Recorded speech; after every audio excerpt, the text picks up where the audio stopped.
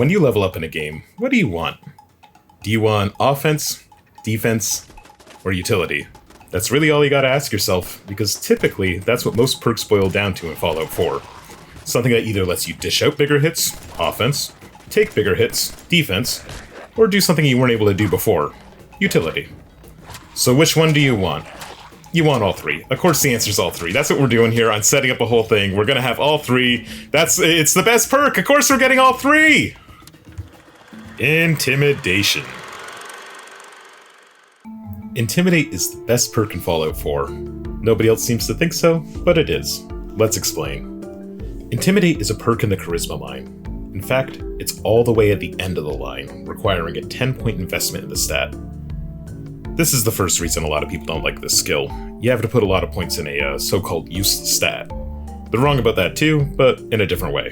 Let's continue. So how does Intimidate work? You can use it as simply as aiming a gun at somebody. When you do, you'll see a prompt to press the action button, and you'll attempt to pacify the enemy. This is something to know about the skill. Unlike the little Pip-Boy picture, you can do it from pretty far away, and you don't have to have the drop on someone to do it.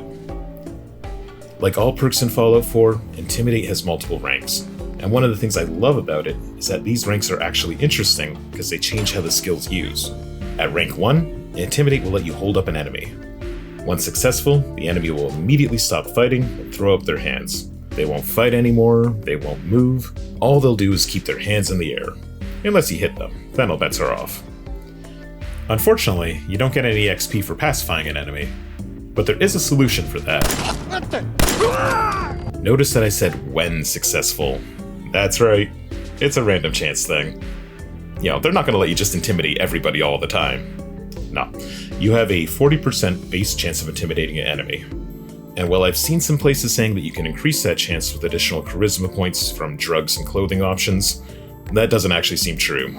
And sadly, the Black Widow Lady Killer perks are also supposed to help your chances, but they're bugged and they don't do anything. The last catch is that it also only works on people lower than your level. Typically you won't even notice this in higher levels, but it might come up in the early days. Even with these drawbacks, this is already a great skill. In almost every 1v1 fight, you have a 40% chance of just saying, nah. In a room full of guys, you can just turn half of them off. It's kinda wild. I think the problem's the marketing, you know? You say pacify and everybody goes, I don't know. But if I said, I have a gun that you barely have to aim, with a 40% chance to kill in one shot, I think people would change their tunes. You know, you gotta change your perspective. Think of your mouth as a gun. But it's at level 2 where Intimidate goes from being fantastic to Hall of Fame material. Now you can incite the surrendering enemy to attack their former friends. They'll just turn around and start blasting their buddies. It's bliss. So not only do you stop a source of damage coming into you, but you turn it against your foes. What could be better? The only downside is that while you can intimidate people from a good distance away, you have to get pretty close to them to incite them. It doesn't sound like much of a downside, but you're going to run into a lot of places where you can freeze enemies, but can't quite get to them to turn them on their buddies, and it gets a little frustrating. But this rank really opens up the skill though. It's way better than it looks in isolation. Because I mean sure, the added firepower of an incited enemy is nice, but that isn't what's got me excited. Look at this. Nobody's shooting at me. I'm completely free to move around, take my time, pick people off, be a little menace. Rank 2 is more about just the little bit of firepower you get from inciting an enemy. It's all about the absolute chaos this skill causes. And hey, let's talk about damage mitigation. You know, you're feeling a little squishy, you're taking some damage, so you level up and you grab the armor or perk. You get some materials together, you find a workbench, and you clang bang your gear up a few points. You know, congratulations, your character takes maybe 20% less damage? That's not bad. When we intimidate an enemy like this, we shut off 100% of the damage from that source. And then when we split the attention of the rest of their buddies by making them shoot at each other, we reduce all the potential incoming damage even more. Simply put, someone else is taking the bullet for us. It's harder to quantify and admittedly a lot more conditional than that 20% armor upgrade. And you know, it's not going to help you if you trip over a landmine or get rushed by a bunch of ghouls, but it allows for these huge spikes in protection when you need it the most, when people are shooting at you. But of course, we saved the best for last. Rank 3 of the perk lets us issue specific commands to our pacified targets as if they were a companion. This means we can position them, we can tell them to attack specific targets, and we can access their inventories and take all their gear and valuables. Or hey, if you're feeling spicy, load them up. These henchmen, they work like temps. We get to establish a dress code. You weren't going to use that flamethrower anyway, right? Go on, spread the love. What's the worst that can happen? Uh-oh, I think I winged her. Uh-oh, stop! Remember, these alliances are always temporary. They'll follow you around and even through doors, but you can't fast travel with them and you can't keep them forever, so don't get too attached. The downside is, though, you can only control one person like this at a time. You can still intimidate other goons, make them put their hands up, but you can't incite them anymore, and if you take control of them, your current hostage will turn hostile. This is a really interesting rank up, because just on the surface, first time I got it, I was a little disappointed. I thought, sure, it's fun to boss people around, but I think it was actually handier to be able to pacify and incite multiple people. I'm not sure about this. What I neglected was how creative this final rank allows you to be.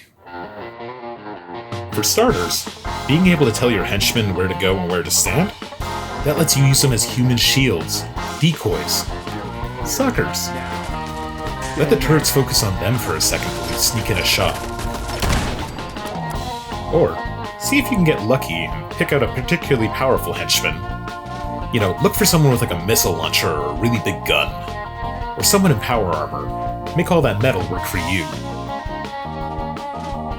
You can have a lot of fun with this perk, and be very effective with it.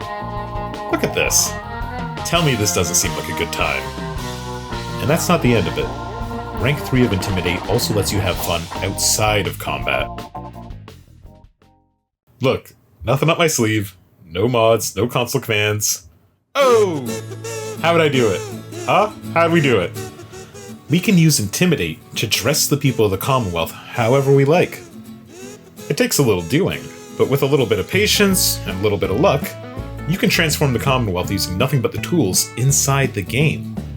Change their looks, arm them up, whatever you like. Neat. I think it's cool that there's something in the game that will let you do that.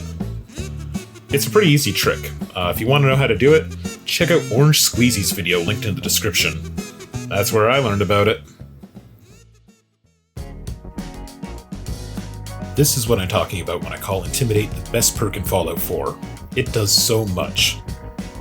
A lot of perks in Fallout 4 just make the numbers go up. You put a point in Gunslinger, and you do 20 or 30% more damage with pistols. You put a point in Gun Nut, you upgrade your main gun with the best available mod, the numbers go up. You put a point in Action Boy or Girl, you get more AP. Fortune Finder, you get more caps. Maybe the last rank has a little bonus or a gimmick, but you get it.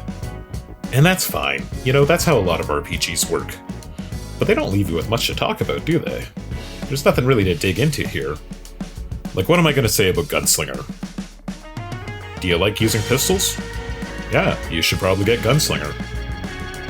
But look at Intimidate. No numbers involved at all. We get a new skill. Utility. Beautiful. We have a new way to interact with the most interesting enemy type in the game. Awesome. We're already off to the races. This is a way cooler skill. Then, at rank 2, we add a wrinkle to that perk. Now, instead of just using it defensively, we can use it to create opportunities, chaos, offense. Real time, in the middle of play, we can look for chances to intimidate enemies and incite them, without getting ourselves killed. Oh, and it's luck-based. I love it. It's a super powerful skill, but you can never depend on it either. You have to be ready to roll with whatever happens. We're up, we're awake, we're playing the video game. Again, is it strictly better than a skill like Gunslinger? Yeah, well, I don't know. You need Gunslinger if you're gonna be a pistol guy. But is it a whole lot more fun? Oh, you better believe it. I even love that it makes you take 10 charisma to get it. That's a feature, not a bug. The secret to having a good time in Fallout is to make a messed up, imbalanced character. You need a character with 10 points in one stat right at the beginning of the game. I don't care which, but you gotta overinvest in something and starve some other points. You know, make it interesting. Have fun with it. This is where you're gonna find your peaks and valleys. If you make too balanced a character and you stick to all the main core skills, you just move in a straight line through the game. But if you've got like a 10 in one stat, and 1s and 2s and a couple of others, oh, you're going on the roller coaster. And nobody gets bored on a roller coaster. And come on, Charisma's definitely the funniest stat to take to 10. It just is. So, next time you're sitting there, and you kinda want to play through the game again, but you're not sure how you're gonna make it interesting enough to justify it, put 'em up. Drop 10 points into Charisma, and get those hands in the air like you just don't care. Hey, thanks a lot for sticking around to the end of the video. If you enjoyed it, please give it a like or a thumbs up, leave a comment, or better yet, share it with someone else who likes Fallout content. Thanks.